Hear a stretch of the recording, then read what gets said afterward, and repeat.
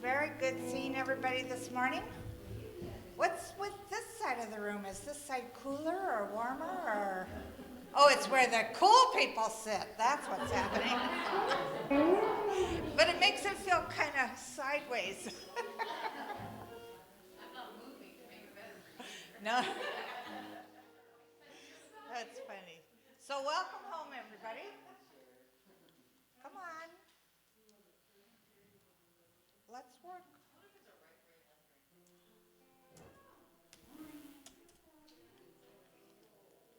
Shoot, now my thing is stuck.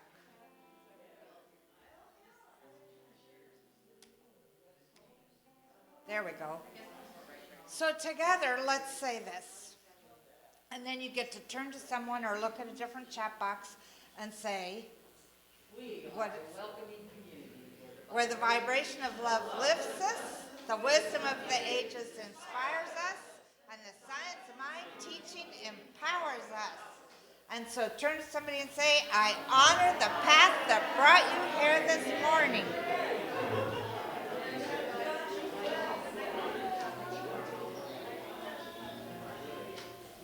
So quickly you can see this is our weekly schedule. There's always our book circle on Tuesday mornings.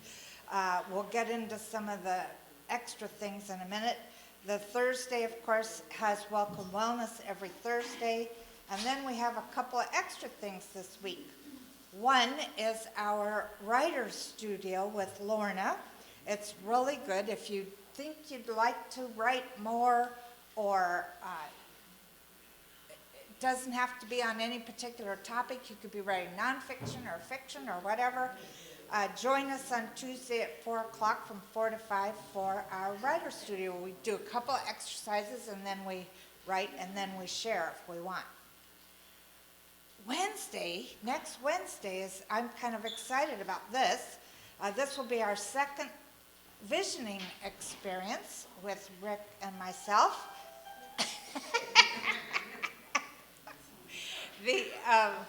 You know what we're doing is we're visioning. We have this opportunity to step into this newness, and so we're visioning for our centers. Anybody, Ukiah, you could come. Eureka, I definitely invite you. But you open up to what Spirit wants us to do as a center for our communities and for the larger communities. So please join us. It's on Zoom, 6:30 to about 7:30, maybe 8, depending on what we get. And I really enjoyed the first one. Thank you, Rick, for bringing that into us. And then Heidi might want to say something about this coming Saturday. So join us up here. Good morning, everyone. I'd like to share that Angelica asked me to do some kind of health workshop. So I'm a master certified health coach, and I completed the Dr. Sears health coaching course. And the class that we're doing is Primetime Health. So primetime can be any time in your life, like 30s, 40s, 50s. So it's not for older people necessarily. But it's for those people who want to take control of their health, that want to prevent disease and disability, and maybe have some money to spend on something other than doctors. And Dr. Sears and his wife have written over 45 books and on parenting and on health and nutrition. And last month we focused on how to open your internal pharmacy. And this Saturday we're going to focus on how to make health your hobby. And there are always fun activities, knowledge, and healthy snacks. So hope you can join us, and thank you very much. Thank you. I enjoyed that class. I will be there Saturday. Be here Saturday. It is here. Here. Yes, it's not on Zoom. It's here in the social hall. And there still is our book special on the most faded cover books. So if you see anything out there that you want to read, look for a faded cover book. All of them are really good reading. So our Thank you to the people who brought food for our little pantry. It seems to have more food in it right now, so that's good. However, you know it goes really fast, so we appreciate that constant inflow of goodies. Catherine, was there anything that we need at the moment? Fruit. We have no fruit. Fruit? Yes. Oh, okay. So if you find some canned fruit or those little plastic things of fruit, that would be great. The plastic things are probably better because a person wouldn't need a can opener to get into it, so. What about fresh fruit? Perishable. Can people bring fresh fruit? I mean, vegetables are probably becoming abundant now, and I don't know. I don't know how long, well, things don't stay in there very long. They don't. I suggest you leave a basket or something out by the box or something instead of putting fruit in the box. Yeah, let me think about that. You know, it's a good idea, Yeah. especially if somebody has a tree that is starting to do something. Or we have a fruit drive. A fruit drive. We should have a food drive. All right, but thank you everyone for supplying the larger community with something to eat. Now I mentioned this one last Sunday, but I want to mention it again. I am so excited about this. This campground, we now, CSL, that is the larger organization, which we are part of, now owns Camp Cedar Ridge in Oregon. And one of the wonderful things is that the teen groups have been there many times and they love it. And you can see it has a pool, it has, you know, the grounds are really beautiful. The minister who's directing it has hired healthy food chefs that do vegan or regular or whatever, so good food is going to be available. It's really, really exciting. I'm hoping that next year's next year's SOAR experience might be up there. That would be so much fun. But if we ever wanted to just do a church retreat, we could also go there. It's not right now though, because one of the great things about it is that when we bought it, it came with its own clients, its clientele. So it's not like CSL has to struggle to find people to be renters. It used to be, apparently originally it was started for a basketball team, I believe, and then just kept growing and growing and growing. But so lots of different people rent it during the year, and the calendar's really full this year. So this month we have been focusing on emotions.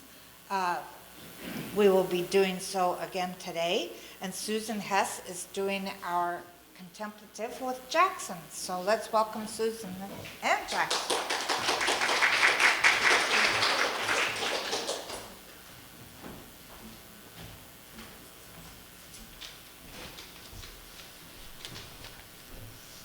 Good morning, everyone. I have a little, and on Zoom too, I can't see you, but I'm assuming you can see me. I have a little confession to make. I have discovered that I have an underlying level of anger that always seems to be there waiting to pop up at, not appropriate times always. And so when I saw the title of Angelica's talk, which is The Eye of the Storm, I immediately went to anger, because that is my eye of the storm right now.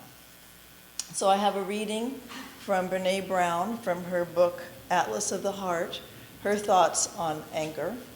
And I also have a couple of lines from the Sufi poet Hafiz.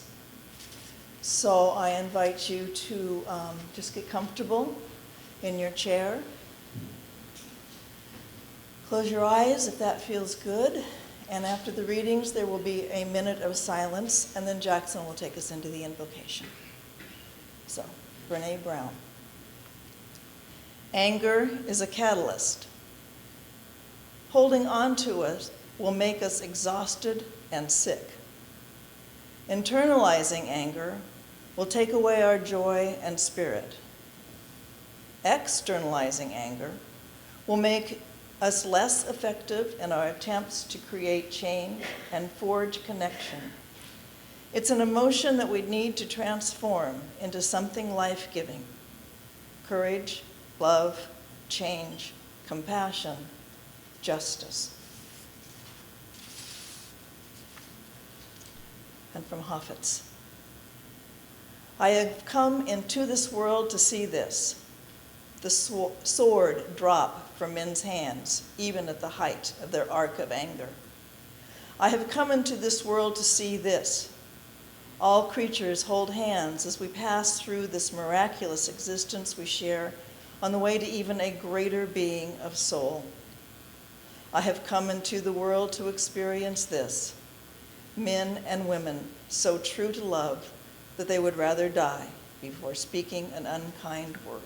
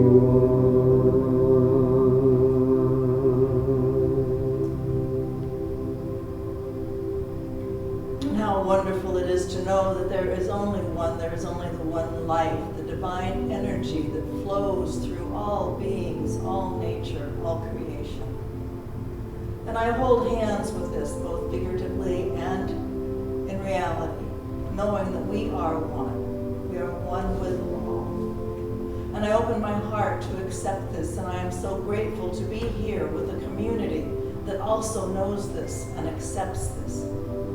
That we can be open, we can be vulnerable, we can love without fear, without anger. Not only reciting in the eye of the storm, but knowing how to get out of it in peace, grace, and harmony. As I know that each one of us walks our own little individualized path to oneness, we are all together. We are all holding hands. We are all holding each other up, supporting, loving, giving what we have to give when it is ours to give. And so I just bless this gathering. I bless all people in this world that are also looking at their own eye of the storm and knowing there is a better way.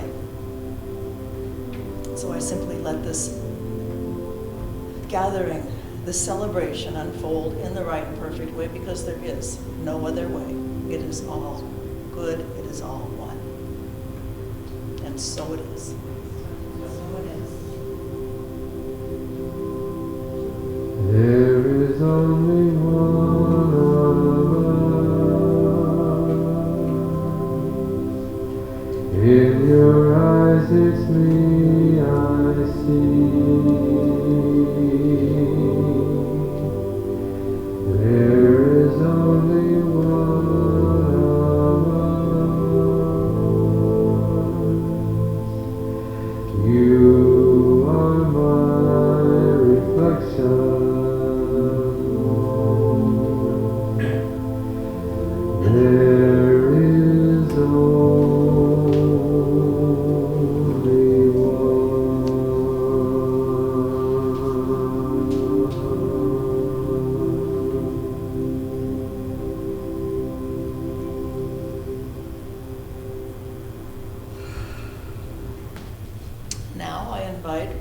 Angelica to the podium.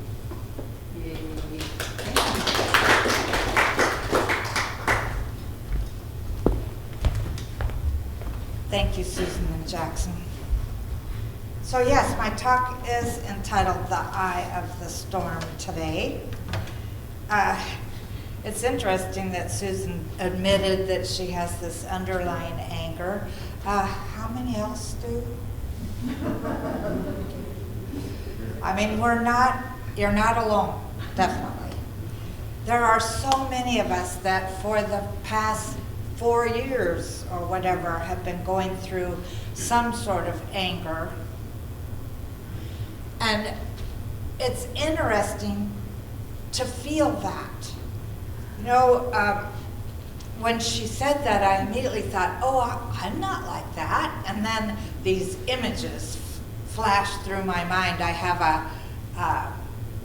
an old man cat that doesn't know, he seems to have gotten dementia around where the litter box is. So I don't know how many times I've stepped in things. You know, I get up to go to the bathroom, it's like, oh, you know, immediately get angry at him and, you know, want to throw him outside. And, you know, it's not his fault, right? I mean, there's something happening there. And, you know, the truth is we all get angry at things. We all do. And it's good to know that anger is not a bad thing. Anger is just another emotion. It's when we allow ourselves to stay in anger, that's when it becomes more of a negative thing. I found this wonderful quote last night that I thought I would share with you. Many people think that being spiritual means being positive, and we think it means being positive all the time. But being spiritual means being conscious and aware. To become conscious is a much different thing than to become positive. To become conscious and aware, we must become authentic. Authenticity includes both positive and negative. So when we're angry and we allow ourselves to be, we're being authentic instead of trying to cover it up. Helen Street used to say, my teacher, Helen Street used to say, quit trying to put whipped cream on garbage. Because I find myself doing that. You know, I'm not supposed to be mad. I mean, after all, I'm the minister. I'm supposed to be, you know, above all of that stuff. So just let it go. You know, everything is fine. Everything is good, et cetera, et cetera. When underneath all of that is some sort of seething going on. You know, I don't know how many of you have yelled at the TV sometimes or the news, etc., but we do, right? And it's okay. And I like this one. Anger can be like a hurricane. It's like, you know, swirls around us, right? And yet in the eye of the storm, there is peace.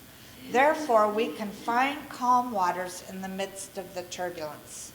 And I'm going to go back to a story that an example that I've shared with you probably 100 times in the 8 years that I've been here, but that story that I know you know of Johnny Carson having the guy on his show that's spinning plates.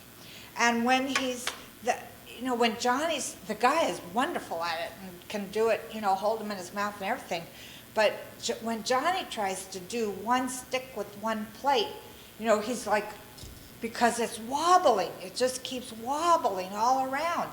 And, you know, eventually it falls off and, you know, he goes back to sit down with the gentleman to have a conversation.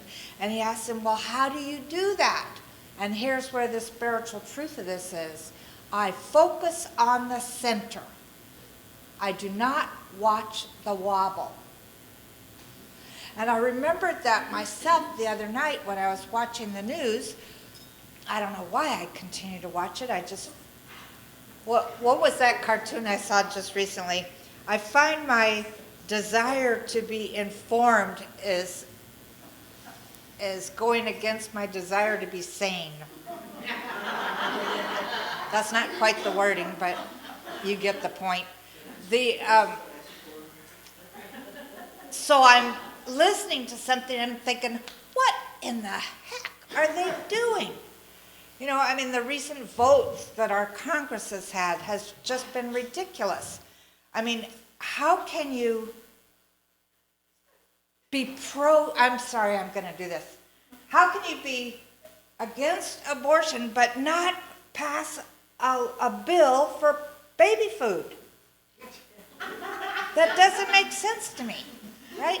So there's the anger. It's starting to come out again, right? But as I watch the news or as I'm reading the little snippets that come through on Facebook, etc., that's the wobble. All out there is wobbling. It's my job to stay centered. Now I know that I just said it's okay to be angry. But we do, so feel it, let it go, and then go back to center. Children are a perfect expression of this, because when you're little, probably before 3, you get mad at something and maybe you smack the other kid or do whatever, have a tantrum, and then it's over. You don't drag it with you through the days and the months and the years, etc., like we tend to do. So here's a few ideas from the world way of thinking about how to manage your anger. One is identify triggers and warning signs. So obviously today's politics is a trigger for me.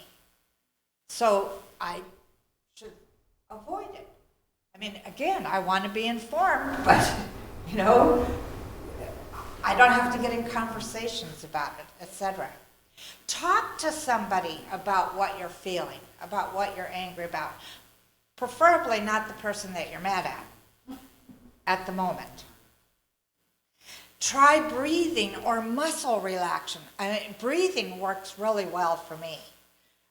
You know, if I have this thing in my mind that if I take 3 deep breaths, that'll release the tension in my body and I'll be able to connect with spirit again, connect with the center of my being. Now, I believe that, so that's real for me. Remember, it's done unto you as you believe. Walk or exercise. I remember there was a period in Tag in my life, Tag was my late husband, where I would walk a lot. We'd be in a conversation and I'd be going, oh, I'm going to take the dog for a walk, or, out the door and walking. Luckily, I lived on the Big Island of Hawaii, so it was absolutely beautiful to walk to walk around there. But doing that physical exercise somehow seems to get you unstuck from the chemicalization in your body that's created by anger. The next one is step away from the situation.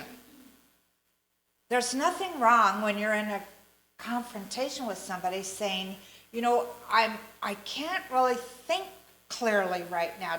Let's take a 5-minute break. Or I need to go get some fresh air. Now the person probably goes, what do you mean you need to go get some fresh air? Let's talk. Well, we will talk. We'll finish this. But just let me stand back from the situation for a moment. So step away from the situation. And the last one is reframe your thinking. There's a little story that I found here that was in the notes from the Global Vision people. Oops. Imagine walking along a sidewalk with your arms full of groceries and somebody roughly bumps into you so that you fall and your groceries are strewn over the ground. As you rise up from the puddle of broken eggs and tomato juice, you're ready to shout out, "You idiot, what's wrong with you? Are you blind?" But just before you catch your breath to speak, you see that the person who bumped into you actually is blind. He too is sprawled in the spilled groceries, and your anger vanishes in an instant to be replaced by sympathetic concern. Are you hurt? Can I help you? Our situation is like that. When we clearly realize that the source of disharmony and misery in the world is ignorance, we can open the door of wisdom and compassion. That was written by Alan Wallace. But what it showed to me was behind anger is pain. And behind pain is fear.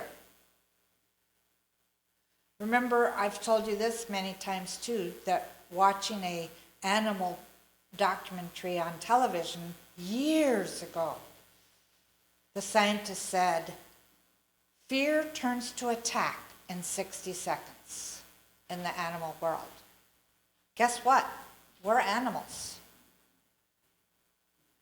So maybe when we step away from the situation, when we allow ourselves to move out of that moment of anger, we could ask ourselves, what am I afraid of? Maybe it's, I'm afraid I'm not lovable. Or maybe I'm afraid I'm not worthy or deserving. Years ago, I heard that those are the two bottom line fears. Not being worthy or not being lovable. This was an interesting comment I found. You cannot see your reflection in boiling water. Similarly, you cannot see truth in a state of anger. And this is where we want to be, is to be able to see the truth, right? So we allow ourselves to express the anger, hopefully not let it, escalate to something really bad, but we express it in a way that is appropriate so that we can see the spiritual truth. That's the truth I see in this statement. I would have capitalized that T. Ernest Holmes says, you must maintain a close communion with your true center. Your creative power is not an act of will. It is, rather, an act of your willingness to believe. You must maintain a close communion with your true center. Here's another story. First, here's a quote from the Buddha. Holding on to anger is like grasping a hot coal with the intent of throwing it at someone else. You're the one that gets burned. So, a monk decides to meditate alone away from his monastery. He takes a little boat out to the middle of the lake, moors it, closes his eyes, and begins his meditation. After a few hours of undisturbed silence, he suddenly feels the bump of another boat colliding with his own. With his eyes still closed, he senses his anger rising. But when he opens his eyes, he sees it's an empty boat that probably got untethered and floated to the middle of the lake. At that moment, the monk achieves self-realization and understands that the anchor is within him. It merely needs the bump of an external object to provoke it. From then on, whenever he came across someone who irritated him or provoked him to anger, he reminded himself, the other person is merely an empty boat. The anger is within me. And so again, you ask yourself, what am I afraid of?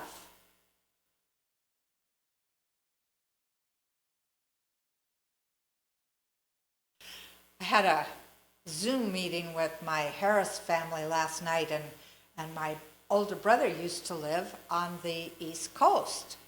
And they had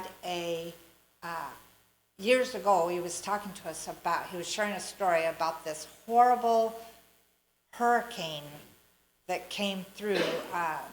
They were living in one of the Carolinas, I believe. So this hurricane goes through and didn't hurt their house, but hurt homes around them and everything. And it lasted for almost a week, this horrible thing. And it was called Hurricane Fran. Well, Fran was my mother's first name.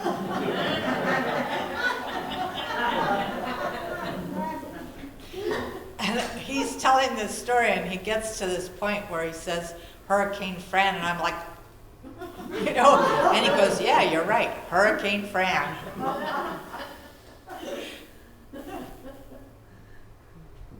I don't know what that has to do with this story, with this talk, but I remembered it. It was funny. And I can laugh about it now. There's a lot of things about my past that I can laugh about now. And I think it's because I was willing to let go of the anger. I was willing to let go of the fear. And my fear at the beginning was abandonment. You know, I had been abandoned by my birth mother, adopted into a family that was crazy. You know, abandoned by them, even though I still live there. So I really honor this quote that I have up here by Ernest Holmes. You must, I can read it in the I, the first person. I must maintain a close communion with my true center. My creative power is not an act of will. It is rather an act of my willingness to believe.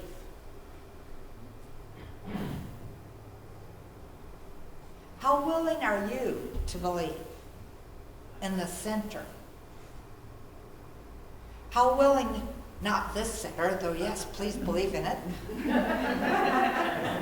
provide for it, etc.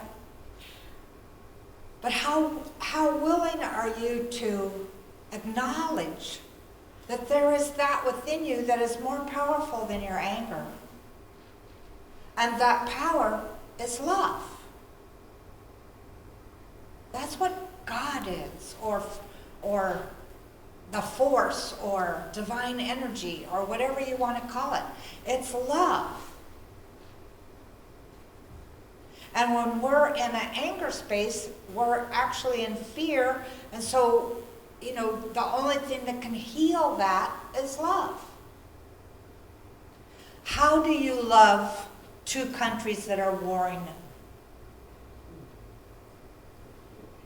How do you love somebody that goes in and shoots a whole bunch of people? And then another person that does the same thing, and another person that does the same thing. I got to this place in my meditation the other day where I realized that I felt really sorry for all of these people that were perpetuating these experiences. I felt really sorry for someone that felt so out of themselves that they had to be cruel and hostile. And I realized they don't know love.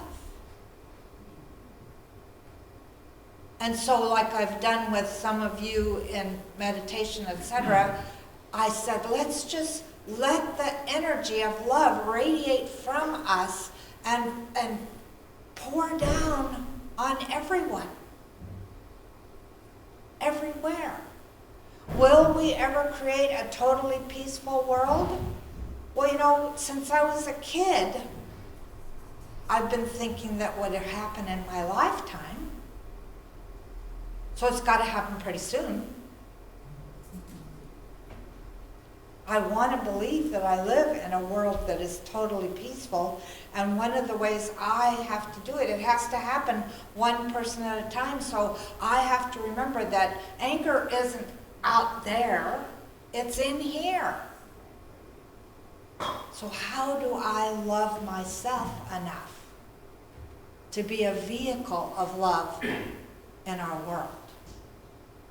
That's our question today. How do I love myself enough? Dr. Holmes says, how do I love myself enough, let's say, to feel this inner power? And Dr. Holmes, I used this quote last week, but I'm going to use it again. I am speaking of the power that sustains life, of the intelligence that directs it, and the wisdom that governs it. We're speaking of love, the warmth and color which awakes to consciousness in our own being. You know what it feels like to meet your grandchildren or when you saw your own child for the first time. I don't have that experience except for when my goddaughter was born. I was at her birth, and oh my God, I never felt such God bumps in my whole life. The fact that our bodies can do this, for one thing, you know, the way we make new people, but I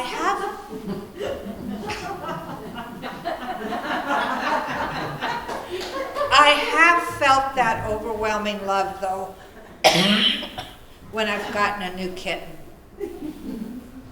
No. Or I meet somebody's dog that is just so precious.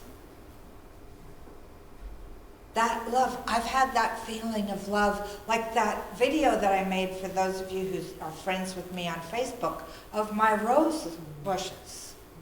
I had such feeling of love for those bushes that are just, I mean, I cannot believe, I was counting. I thought, oh, I'm going to count the buds.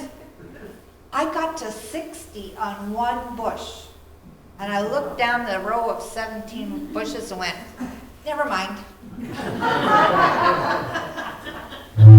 But, you know, life, it's life. That's what really makes us love, makes us understand or feel it or give it out, is recognition of life. And that's life with a capital L. That powerful presence of the divine. So let's say this affirmation together. And we'll go into treatment. How grateful I am to be always guided to the divine, peaceful center of any storm that may appear in my life. Centered in truth, I am always safe.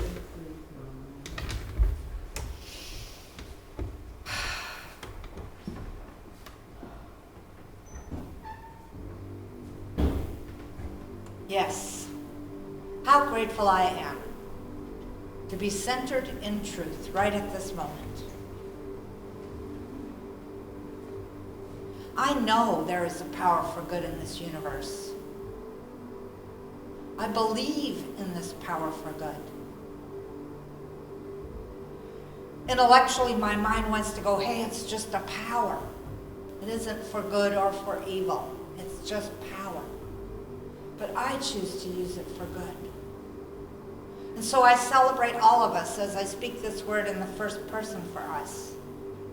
I'm ready and willing to experience my anger when it comes up, but just let it go. Let it go and step back from the wobble or the chaos into the center of my being. Remembering that who I am is an individualization of the one life, God life. And as I allow myself to step back to center, I feel a feeling of peace surround me, fill me up. And in that peace, my mind becomes clearer. And perhaps there's resolutions to whatever I was angry about. Or maybe I just have a deeper understanding. Whatever it is, I know the truth. The truth is, I want to be a vehicle for love in my life. I want to be a vehicle for love in the community's life, in the world's life. And so I let myself do that.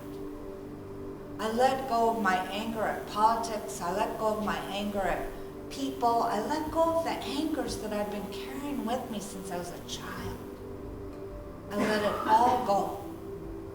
And I stand true to my being. Love in form. And so for a moment, I want us all to just get into that place of love. Whatever it is that you do, to feel that love Maybe think about your partner or your grandchildren or your pets. Get into that loving space. Feel it. And know that on a quantum level, you are an energy being. And this energy is constantly pulsating, radiating 360 degrees all around you. And so let that energy move out even further than it's ever moved before.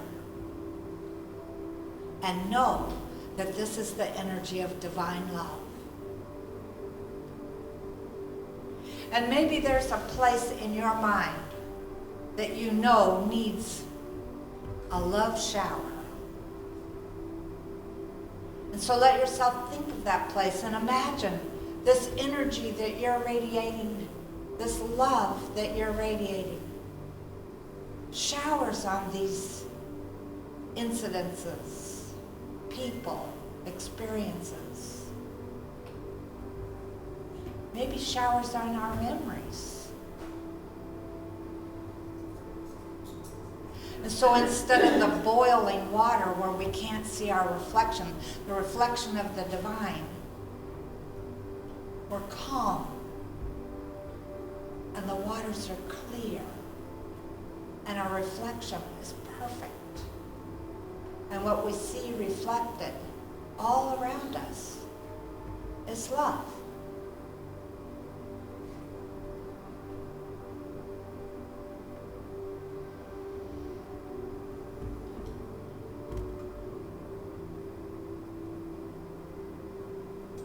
Shower love everywhere.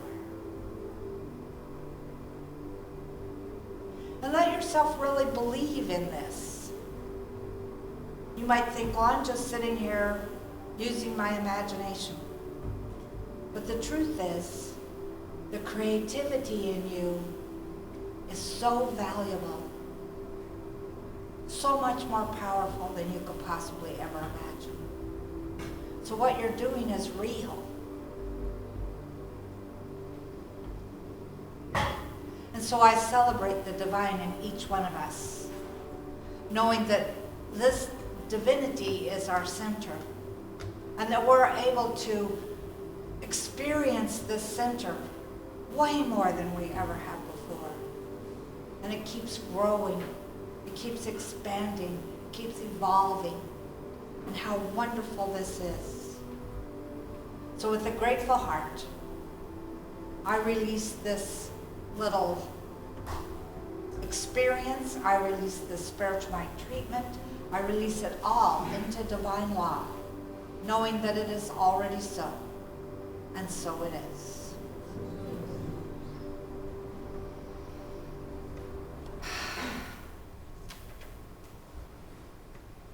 All right, we have a little treat this morning, only it's going to be different than we normally experience with our musicians.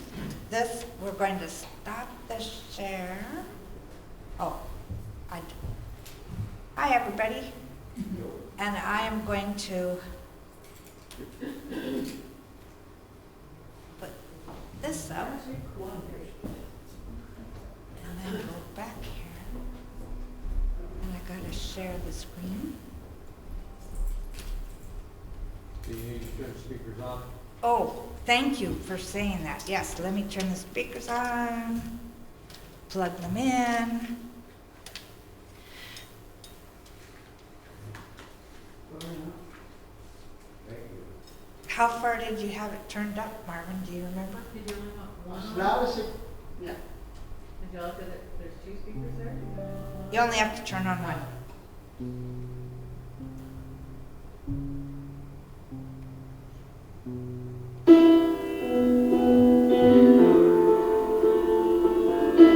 Is that loud enough?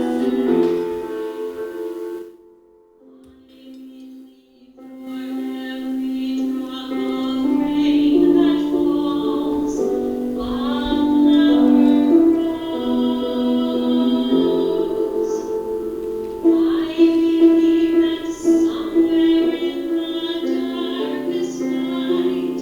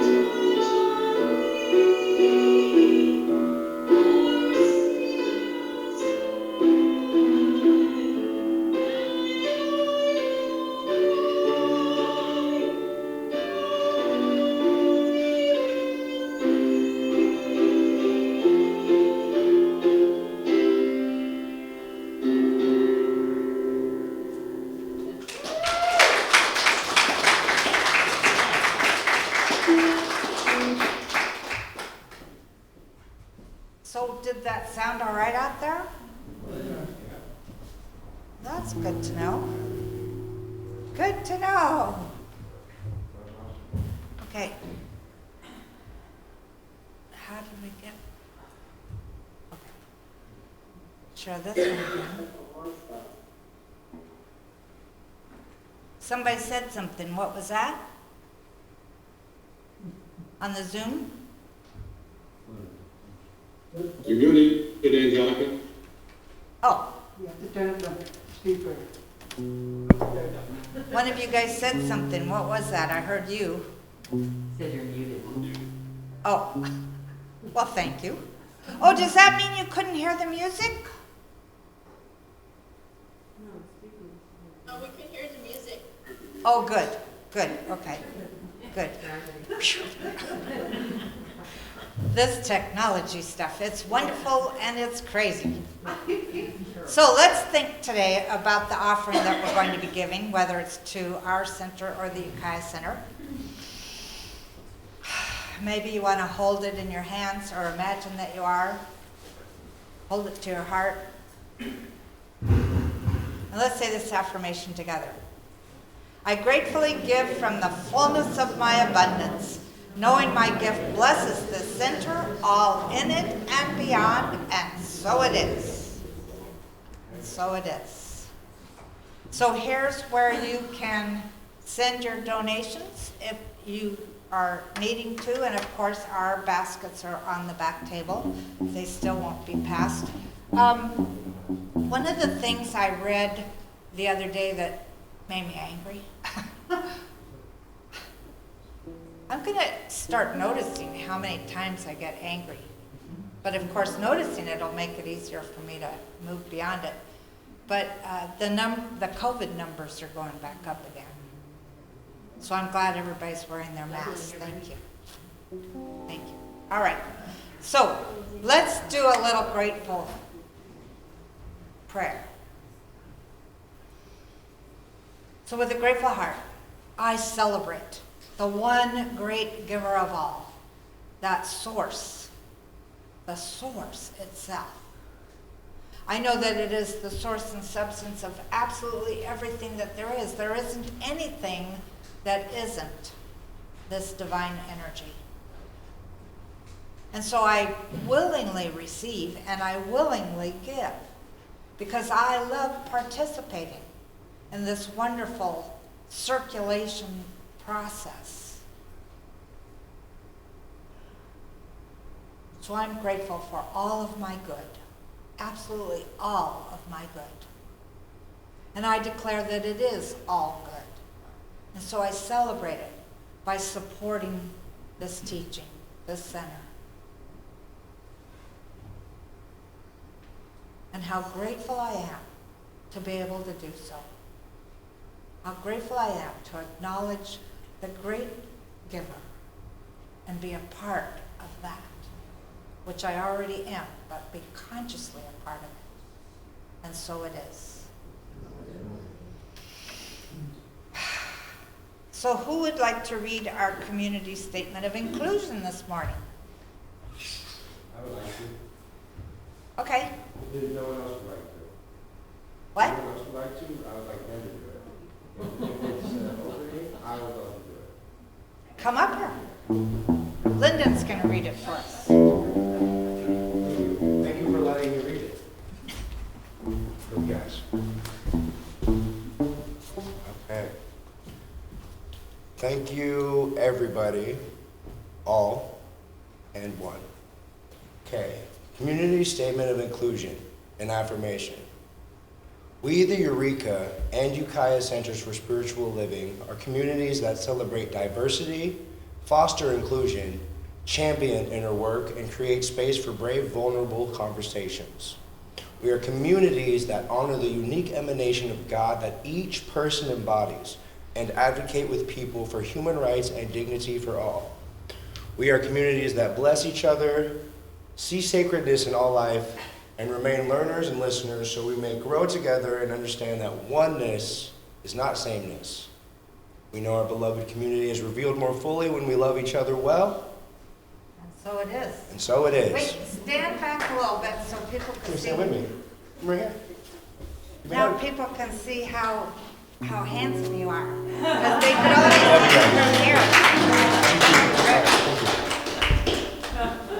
Thank you, thank you. Well, I think we're going to get danced out this morning. Okay. Angelica? Yes? Were Oh, you wait. going- Wait just a minute. Were you going to make an announcement? Or Yes. would you like me to tell people what's going on? Tell them. If you would like to come up here. Okay. You're doing it,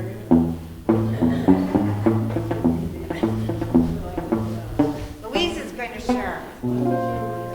Okay, you'll notice that I'm here by myself today. Oh, I gotta be in the camera. Oh, let's see. I gotta step back then. Yeah.